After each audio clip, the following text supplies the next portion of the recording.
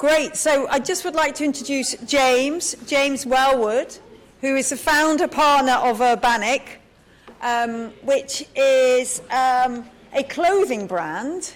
Has anyone heard of Urbanic? Can I just ask? One, two, couple of you. Okay, so you're all going to be hearing about it, well, now, but also very soon, because it's about to launch here in London. In fact, James has given up his busy schedule to be here today, so thank you very, very much. So James studied political science at Cambridge University. He's actually an athlete who's now become an entrepreneur. I think what's particularly impressive, I met James probably about a year and a half ago at a conference that Columbus Consulting were holding, and what's particularly impressive is that within 3 years, Urbanic became the #1 digital clothing brand in India. You've not been around very long, Urbanic, have you? No. And the sales that I had were $400 million US, but that was a stat from 2022, I think. Yep. So you've gone into other markets since then. So I'm going to hand over to you, James. Thank you very much, and we'll have questions at the end. So thank you. Thank you very much, Hannah, and hi guys. Thank you very much for having me. I'm really glad I could actually make it because I've been traveling so much over the last month. I've been in India, I've been in the Middle East, and various other places. So it's a real pleasure to be here. Can I just check that this is the correct? Yeah. Okay, fine. Well, hopefully it will. Good stuff. So, look, my name's James. As Hannah mentioned, I was formerly a professional rugby player when I left school. So I played in the Premiership, played for England all the way through to under 21, and then went to Cambridge and studied politics. But really the journey in terms of Urbanic began, not that I knew it at the time, when I left Cambridge, because I've got a passion for Latin America and emerging markets in general. And I actually started my career in a municipal debt fund in Argentina. Quite a weird place to start your career in finance, but that took me 4 years further throughout Latin America, raising capital and from countries such as Colombia, Peru, Venezuela, places that in 2009-10 not many people were going. But I really realized the opportunity in Latin America and more broadly in emerging markets. And the story of Urbanic really started in 2018. I was asked to be rather a young leader at the Milken Institute in the US. And it was there that I met a number of key people, some of whom are now my core partners in the business. We each come from very different backgrounds. I had 14 years in finance. They had careers in supply chains and also technology and AI. And so we came together, each with a real passion for emerging markets, and we were linked up with who would then become our key partner for India, a gentleman called Rahul, who's phenomenal. And we decided that India would be the first market we would target. So, and really that was in 2019, and from that point, we have grown quite considerably, to our own surprise, quite frankly. We actually reached 650 million of revenues last year, and we should be on course for over 1 billion this year. So it's been quite rapid growth, and I'm happy to discuss all that because it's quite interesting. But in a nutshell, so what was the genesis and the essence of Urbanic? We always wanted to create a fashion brand that was enabling the latest trends to be accessible to consumers in markets where traditionally it was hard to get access to the latest trends at affordable prices and of good quality. So we always wanted to have a key focus on the customer. For me, I've read a lot of books about it, and Andrew Jennings is luckily my advisor, a man of huge experience in retail, and it was drilled into me that the customer is key. We can own the brand, we can own the trademarks, the IP, etc., but actually the brand is really owned by the customer, and that is as it should be. So that is really a lead-in to UR. I mean, we call it Urbanic, but the logo, as you can see, is UR, and that really is a sort of shout out to the fact that we are as a business only because you are our customers and are allowing us to exist, really. And so it's our duty to listen to you as the customer and to react quickly to the fast changing trends, desires, and garments that you wish for now and do so wish in the future. So, okay, it's working. The key thing as well is that we're aiming to be more than just a clothing brand. We're really aiming to lead in the retail space. I'll come on to talking about how we do that using technology and AI, and we've invested a huge amount in technology and AI. We have many more data scientists and engineers in the company than we do designers, for example. The designers are absolutely key, but we've really emphasized the potential for technology and AI to unleash efficiency in the retail world, in supply chains and everything. So really, real technology is driving Urbanic. As I said, we've invested a lot in the team. The talent is in-house, so all of our technology is proprietary. We don't outsource any elements, which is important. And it is that real technology that enables us to arrive more closely and quickly towards accurate personalization, because that's another trend I feel is so important in order to have longevity, is to really try and personalize as much as one can to the consumer and their fast-changing tastes. So we strive for tech-empowered betterment, as we call it, or tech-powered betterment, and we're really here to make the future bright. So that's our I guess our mission statement, future bright. We really want to lead and rebalance the way that the whole supply chain and retail is currently done. So obviously I've mentioned this, but our customers and our business partners are absolutely key. So we really focus very heavily on that. And in terms of our brand positioning, I think we've got two slogans: bright-hearted and bright-minded. So as I said, using AI and technology to really develop that close relationship with the client, with the customer. So why are we different? Why are we different from other brands and other companies? Well, I've said already that we're focused on tech-empowered betterment. We use our AI-driven algorithmic recommendation and recall model, which is absolutely key to how our AI adds the value. And what this really enables us to do is to enhance the customer experience, to enhance the shopping experience, to simplify the customer journey, and to help with product discovery. And as you can see from the numbers, this element of the AI component has actually led to 35% higher conversion rates and, crucially, a higher retention rate than our customers. Sorry, than our not competitors, because it's not a winner-takes-all market, but than other companies. So we also, AI is crucial in our merchandise planning and strategy. So we really use the data from multiple sources to feed in to our AI and to really understand the real-time changes in customer trends and customer demands. Added to this, the AI gives inspiration to our designers. So the designers are still crucial in our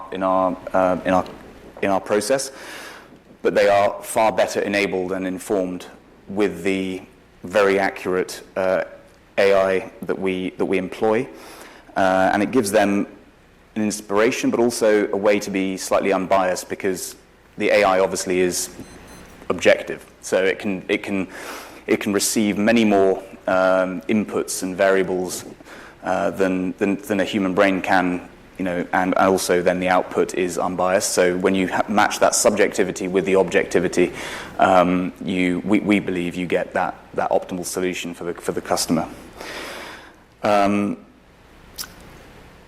The other key thing about the AI in this process, which we're going to come on to see, but is how we use the AI and the technology to reduce dramatically the dead stock. So obviously that's one of the key issues in in in retail and fashion, the dead stock, and as we'll come on to see,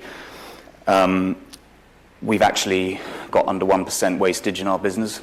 So that's a big difference to versus other brands. And this is really what I meant when I said we want to lead the way, and we can use technology and AI to really streamline and make more efficient that whole journey and that whole process. So, the key to one of the keys to how we reduce the wastage is the rapid test and reorder. We have an AI-fueled supply chain, enabled supply chain, and it also reduces, as you can see, if you look at the top, it reduces the dead stock of prototyping, because we actually use virtual models when it's coming to the prototyping.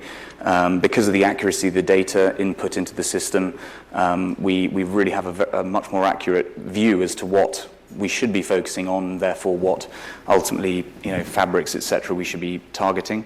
But the rapid test and reorder is crucial, because for all the SKUs we don't pre-produce vast amounts of inventory. We produce maybe one or two of each style, and then as we see the trends coming through via our app, because it's all informed via our app, I should have said, as we see the trends coming through, we can ramp up production of certain styles very quickly, but we're not wasting for garments that perhaps are not as popular, or styles that are not as popular. And it's via the app and via the technology that we're really engaging with the consumer to understand objectively what the trends are, where their tastes are changing, and so we aim to meet that as rapidly as possible. So as you can see, we use the AI at all stages, from the insights to the design, prototyping, and then obviously to the test and reorder. So this is, as it says there, we're an AI-first fashion company for the global market, end-to-end AI. We sort of coined mass consumer retail as our segment. But really, this is where we're at the beginning of the journey. We're going to invest more and more in the quality of the data scientists we have, in the AI, and leading on the technology side, all of which will be in-house. And we really want to lead and make a big change in the sort of wastage of that is present in the fashion world. I think that's largely it. Hannah mentioned obviously that we're launching in London formally at the end of this month. We're hugely excited, and the current markets we're in, as I said, we started in emerging markets. India is one of our biggest markets, but we're also now in Mexico, Brazil, and we're now moving into the Middle East. We're hugely excited, and if there's any questions, please do feel free. Thank you, James. Maybe you could just explain a little bit more what did you call it? You called it your test and reorder. How does that actually work? Sure. So we work very closely with the manufacturers, and they actually are empowered by our technology, in the sense that they actually have a tablet which has the live data feeds to them. So when we see a demand on our app, let's say we have 900 SKUs on the app at any one time, we won't have to, unlike some fashion brands, pre-produce vast amounts of inventory, get it to the shop. We're purely online. We will maybe produce a few of each style, but then once we see through the trends and the orders that certain garments, and it does typically follow trends in certain countries, then we can rapidly ramp up production of that one or two of those 5 or 10 styles, but not have pre-produced too much inventory for those that are not as in demand, basically. So sort of by week 2, you kind of know that exactly. It's going to be a bestseller or whatever, so you start ramping up production. Versions of. And as from a design perspective, you said that you are like prototyping on avatars. Are you actually designing using AI as well, or do you have in-house designers? We do have in-house designers. We are designing with AI. In fact, when we first, a while ago when we launched the app, we actually did a little test. We did some purely AI designs, and it made up about 5% of the SKUs, and the rest, obviously, designed, by our in-house designers, who are excellent. And it was quite funny that the after maybe, I think we gave it 4 months or something, the AI designs were having the highest sell-through rate of all of our garments. So that said, we believe genuinely that the combination of the both is the optimal. But I do believe we will have maybe less designers than some other brands. So when you say combination of the two, do you sort of as in half the collection AI designed and half designer designed, or kind of the AI generating and then the designers inputting? I think the latter. So yeah, we really believe in that subjective element as well. I mean, we use the AI in the design process to give an informed and unbiased interpretation of what the trends are, and then it's important that we have very talented in-house designers to make the tweaks, work with the merchandising team, figuring out the fabrics, etc. So yeah, they're crucial. They're crucial to our business, but the AI is really powerful. Okay, and you spoke a little bit about dead stock. Mm-hmm. So I think you were referring to two sides. I think you said you used dead stock, but then also your dead stock was less than 1%, as in unsellable stock. Did I understand that? No, sorry, maybe I confused. What I meant was because of the predictive inventory analysis that we have embedded in the company, in the technology, we actually have under 1% dead stock. Okay. So very little wastage. We do work with some, I guess, charitable organisations that we do donate that little bit of wastage to. For example, in India, we work with this called the Clothes Box Foundation. Mm-hmm. Any dead stock we give to them, and then they repurpose it into garments and other types of garments for the community. We also therefore create jobs for those people that are working in the foundation. But I think that the key thing really is that under 1% wastage, which has really been enabled by the technology. And then you showed us two customers. Okay. And in the IBM talk, there was quite a lot about generative AI. I think you missed it. You were just outside. But they were talking about generating customer profiles through AI. Can I ask, where did you get those customer profiles from? Sorry, did I say about customer profiles? Yeah, so you had two customers. You said one was, I can't remember actually, if you just go back in your slides a little bit. You said your target customer, a little bit further back. Yeah, bright-minded and bright-hearted. Right. So, yeah, I don't know. I took those as being your kind of. Oh no, sorry. Yeah, no, sorry. That's sort of our muse. Our muse is a. Okay. Yeah. So, but I was just trying to get to the point that we want to be bright-minded to the customers and okay. Bright-hearted, essentially. So. And going into India and then, and also going into Central South America. Mm. You said you had a love of Central South America, so maybe you have a little bit of an idea of the customer. And Rahul maybe had a bit of an idea of the Indian customer. Yeah, he was key. But how the goodness do you go from zero, which is what you were in 2019, to $650 million US, I think you said? Yeah.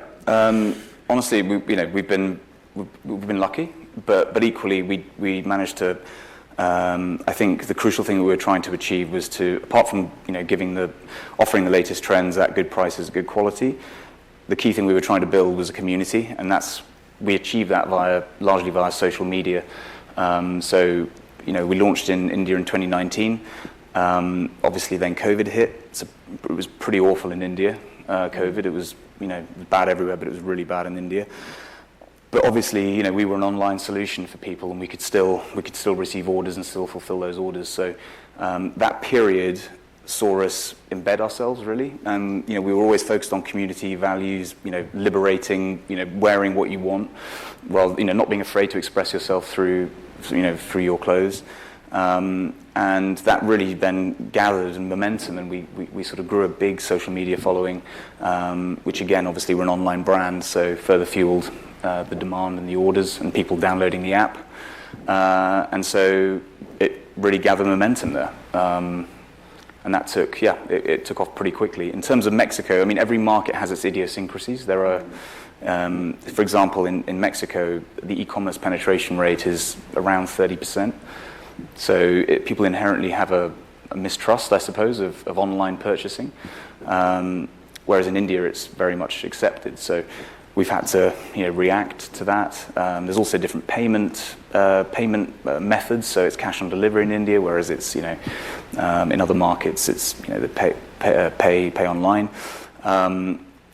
But the key thing is, the key philosophy and driver has been the creation of a community, a belief in the brand, and that's something that we have to earn the whole time and keep building.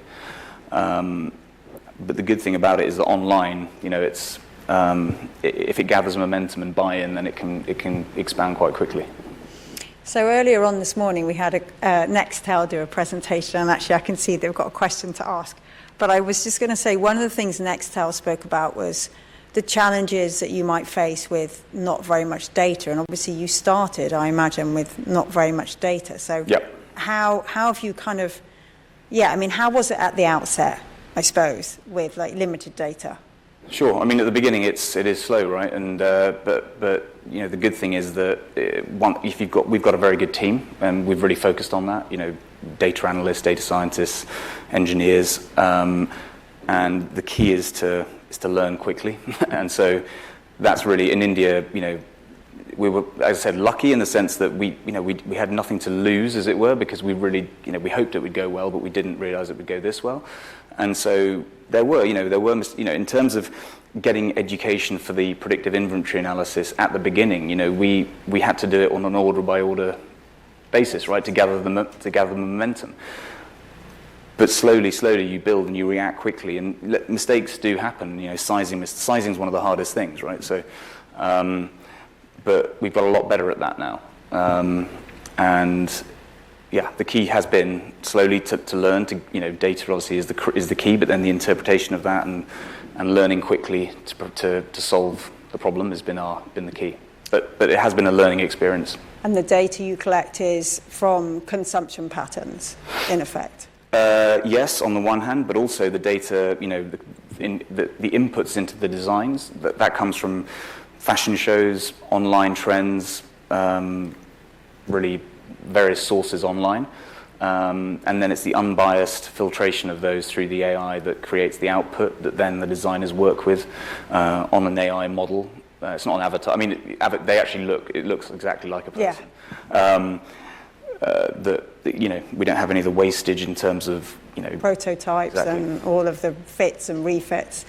And so you do the trend prediction in-house as well, so that kind of scraping of data from catwalk shows and fashion Correct, shows. Yeah. So you're not relying on any of those external data predicting agencies like WGSM, for example, any of those? No, we've really built everything in-house, so that's been the So then, key. Therefore, I suppose you could argue your Urbanic designs are unique to yourselves. Yeah, I mean, they are unique, yeah. I mean, the key thing we want to make sure is that we're offering what the customer wants. So if the customer, if we see a cluster of trends in certain styles, then we want to address that, but also we want to then try and go one step further and lead the designs as well. But you're right, yes. I mean, it's. And I'm going to hand to Nextel in a minute, but can I just ask one question? So your background is finance. Yeah. Is there anyone, when you started out the business, who had a background in fashion and buying, or is it literally a brand that's been built up by data scientists and finance and people who just have entrepreneurial sense? Exactly, it is that case. I mean, we've now got some amazing talent in-house from the fashion world, okay. And we want to grow that. Hopefully with an ongoing relationship with London College of Fashion. Talent is key. So but the genesis of the business was really finance and tech people. Rahul is obviously one of the key partners, and he was more from an arts background. Okay. But I think that was he's as close as we go.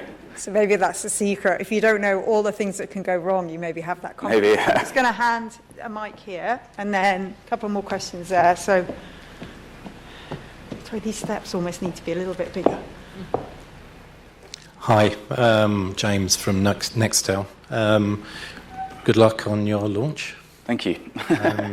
It's chaos, I can tell you at the moment, because we've left it to the last minute, and anyway. Yeah.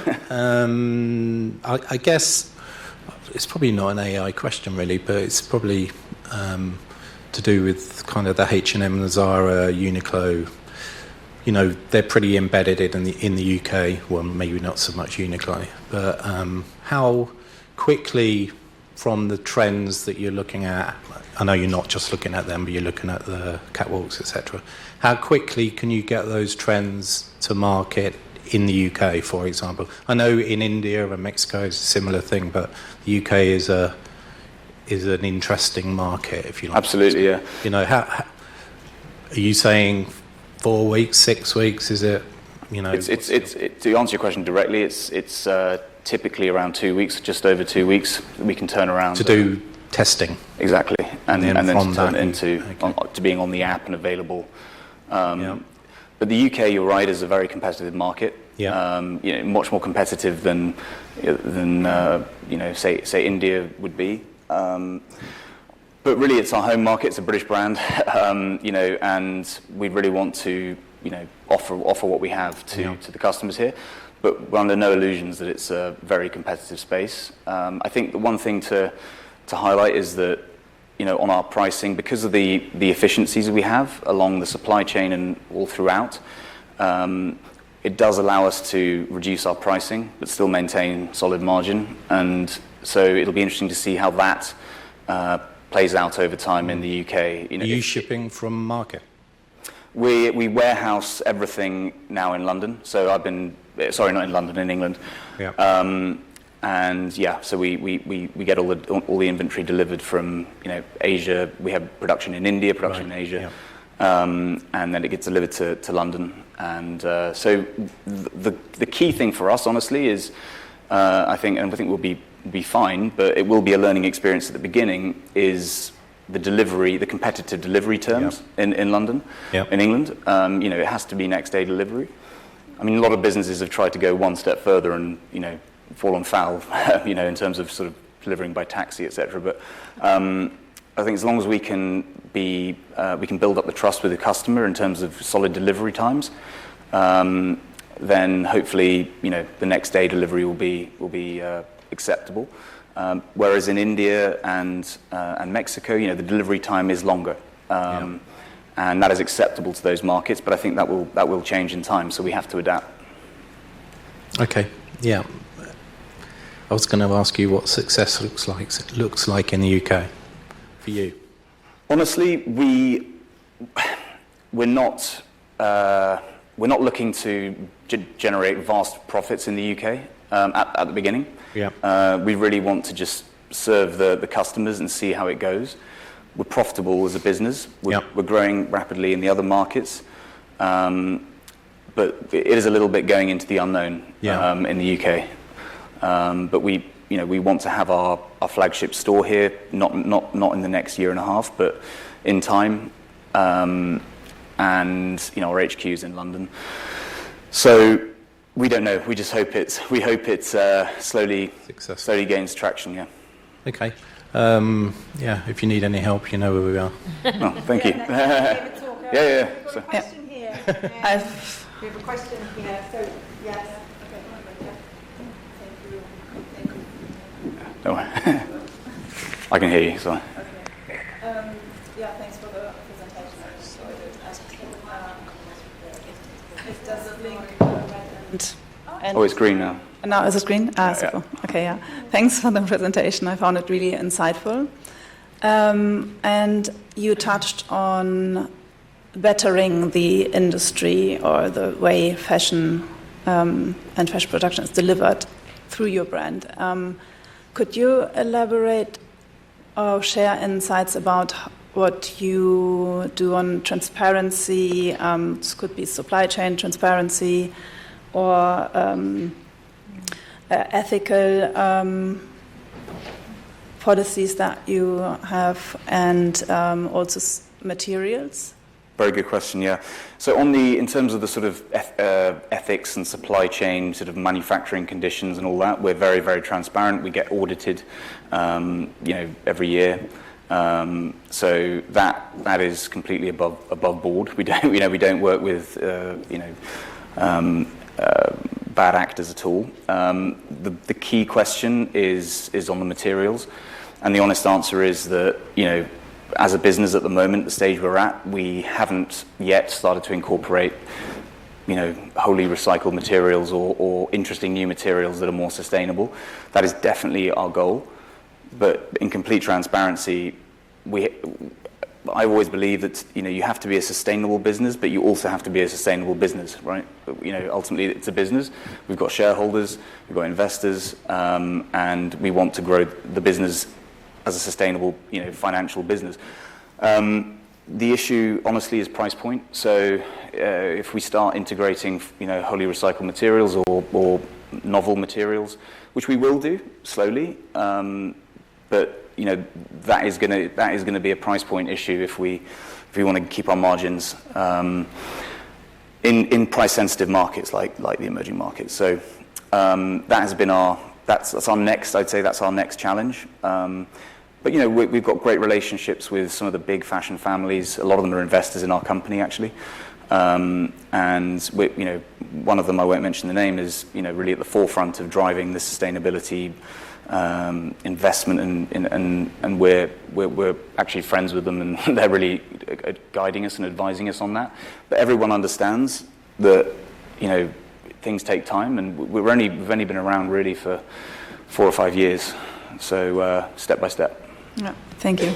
And just follow up, I was wondering about if you've had a look at made to order. So once the customer orders something that you'd then produce, if that is still relevant, since you also have that amazing low dead stock in garments, or you said in garments, so under 1% dead stock, yeah. In garments, not in materials. No, it's in the garments, yeah. But, which is really good. In terms of made to order, that's kind of a bit different. I don't, I'll never say never. I don't think we're going to go down that road, but I don't know. We're going to, I think, stick to our knitting, excuse the pun, on where we are at the moment. And then what we're doing as a company, which is quite interesting, I think, is because we've got this proprietary technology and solution in-house, we've just launched another brand, for example, called Savannah by Urbanic, which is targeting younger consumers with funkier designs and slightly lower price point. So what I can see us doing in the future is launching new brands, which could be very interesting, but all funneling into the efficiencies of the ecosystem we've created. Perhaps some strategic M&A in the future with other brands. But I think the moat of our company is the proprietary technology that we have created. So, yeah.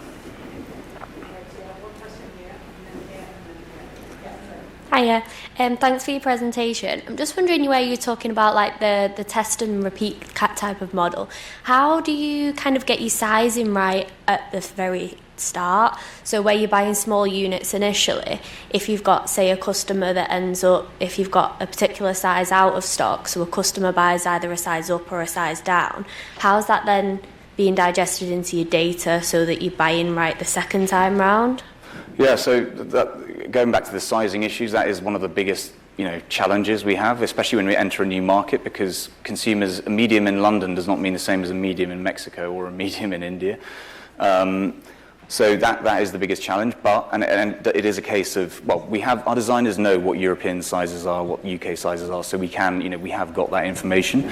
But even so, it really is a case of learning by the mistakes. So if there's a return, then we'll obviously incorporate that into the system, and we'll react as quickly as possible to remedy that going forward. But it's becoming less and less of an issue because now we've got such in-house talent as well on the design side and very cognizant of sizing. We've got European designers that know UK sizes. the hardest part of mistake making is, I think, we've gone through it because at the beginning, before that talent, it was more challenging. But yeah, that's basically how we do it. Thank you. Okay. Yeah. Hello, my name is Jens Laugesen. I'm a fashion designer. I had my own brand, worked for luxury brand, high street brands. You're talking about AI in the design process. Have you considered the ethical side to the design? Obviously, the business that you're launching is on a price point of high street. And you're kind of saying it's unbiased in the way you're looking at brands and trend forecasting agencies that already have a bias in what they choose. So it's like the creation of the work and the IP belongs to them, but they're already like copying from other people's brands. This idea of basing commercial sales only on looking at other brands' bestsellers, is that something that concerned you when you launched this brand project? It's not. How is that integrated in your thinking? Sure. Well, we're not sort of ripping off other brands or anything. I mean, we look at all. No, but the AI is looking at other. Yeah, it is considering. It's considering that. Simulating that, so that's kind of.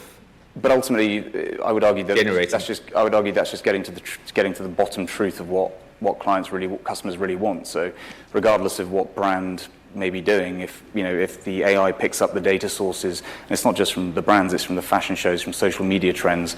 There's a multitude of different factors and variables. If one of those, which it is, so happens to be other designs that are popular, well, that will be taken into account in the multitude of considerations, and then that generates the output. But also, we then have our own in-house designers that really add their their secret sauce to it all, and they're still very crucial.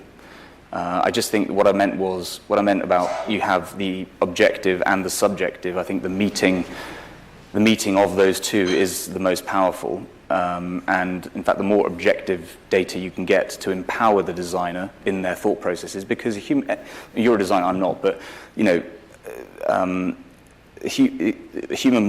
human mind cannot absorb the number of inputs that a machine can, basically. So I think that the fusion of the two should be the optimal solution. But yeah, but ethically, in terms of, I mean, we're not stealing IP or anything. We're just literally objectively looking for trends. I do think it's quite known that high street brands often are copying directly trends they see and assimilating or generating ideas from what they see other brands do in catwalks, or So the idea that, there's for and against AI, of course. There's the bias against it, and there's for it. But I honestly think most designs are generative anyway, and what is original design, what is not original design. So my question is more like, it seems like it's what you're doing is, inspiring it by bestsellers or whatever is like the bigger data, and it produces that. But are you also using AI in a creative way? Are you trying to do that, or is that something you would like to do in the future? No, absolutely. In creative way, you mean in terms of actually creating the end design? Or? Creating new concepts that's not based necessarily. Oh, of course, just yes. That's already selling another. 100%. Sorry, and I think I did mention it, or maybe I didn't say it very loudly or make a thing of it. But yeah, what we want to do is actually to then lead the trends as well. So using the AI and our designers to actually then lead the trends, and that's where we want to get to. Okay, thank you for that. Thank you. And just one more question. Yeah, thank you. I think this gentleman touched on one of the points that I was going to raise, which was about whether you're using AI in a more creative way. But the main question is really more of a technical question. The AI that you're using, are you using RAG with one of the large language model, or is this the model that you've developed yourselves? So I'm not we've got an expert team of AI people, right, and they're really far brighter than I am. But for the technology we've created, that's all proprietary in-house. Now we do use generative AI, which is obviously available to others. But it's the way we use that tool to then inform our in-house technology that is the proprietary element. So in terms of RAG, I don't know, if I'm honest, but we'll have to ask them. But okay. Yeah. One and the last quick question. Sure. How do I get hold of one of those T-shirts? Right, you go on the app and you. No, I'm joking. No, I'll sort you out with one. Just give me your details and I'll.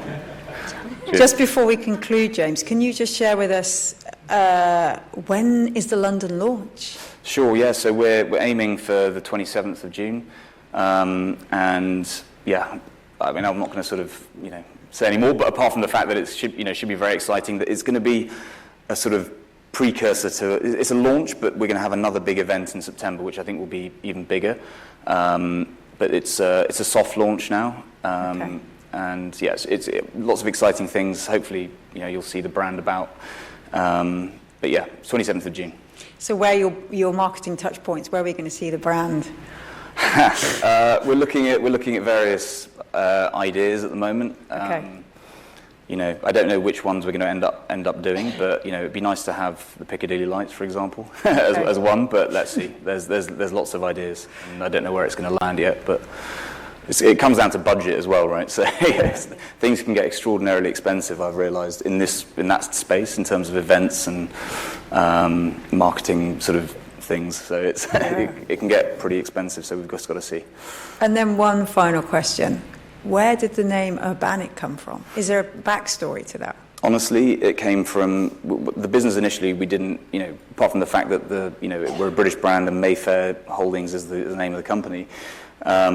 We let Rahul name it, and Rahul came up with the name. But it was really about. I mean, his thought process. He's more creative than I am, right? But he's his idea was about being urban, cool and urban, etc. And I think that's where the genesis of the name came from. But I will be honest, the UR that we did a rebranding about a year ago, maybe a year and a half ago, and one of our investors, big fashion family, introduced us to this really cool agency in Barcelona, and they came up with the sort of UR that brought out the messaging, which was quite cool. So Raoul probably didn't realise it, but he'd actually created quite a good marketing pun. Exactly. When he came up with Raoul is a genius. He's brilliant. He's phenomenal. So yeah. Yes, one question. Well, I think it obviously rhymes with organic. How much is that implemented in your concept? Organic? Yeah. Put him on the spot now. Depends what you mean by organic. I mean, if you're going back onto the data trends thing and that sort of stuff. Oh yeah, no. I mean, very much in that sense, yes. The spirit of the brand is definitely liberatory. I.e., we want people to feel empowered by being comfortable, by expressing themselves through their clothes. Is that organic? I mean, I'm sure there is an organic element to that process, but I wouldn't know if it's correct to say it's organic. I think what has been organic is the growth that we've experienced as a business, quite frankly, because we did not expect it to take off this quickly. And let's be honest, a business that goes up quickly can also go down quickly. So we don't want to ideally have that happen. And yeah. So I'm not sure if it's a great answer, but that's basically what I'd say. It's just the phonetics is quite simple. Yeah, sure. Yeah. It's like a creative process. So it's a quite good name. Oh, that's thank you, and that's thanks to Rahul. What it sounds like was kind of. Yeah. Positioning looks like organic lifestyle company. Sure. And we really want, on the material side, we are going to do something. I think if you can do that, then there is an organic aspect to everything. For sure. Young consumer will really respect it compared to all the other high street brands. Absolutely, yeah. To all the other high street brands who greenwash a lot. So if you can implement the idea of the dead stock that goes into organic lines, or some attempt, even if the new development of fabrics that has some kind of desire to bring the ethics of the high end to the high street, then you have a winning point compared to the bigger conglomerates. Completely agree, yeah. All the big stores and everything and all the salaries to pay for, so that's why they have to push the margins. But yeah, small sometimes can be good in the room of elephants.